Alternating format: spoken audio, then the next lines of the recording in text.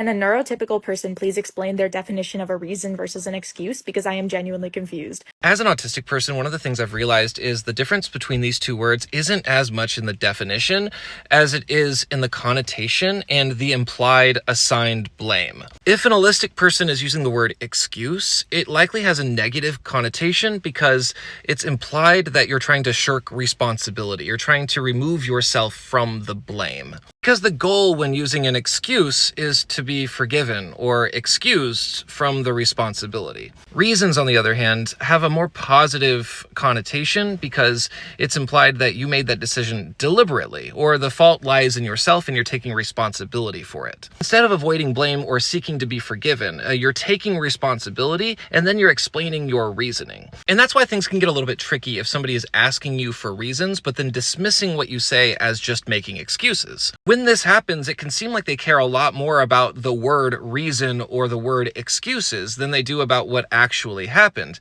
But here's what they actually are implying. What they're actually saying when they tell you to stop making excuses is that they don't actually believe you that this was not your fault. They're not trying to ask you for a better reason or ask to see if you can explain it in a better way.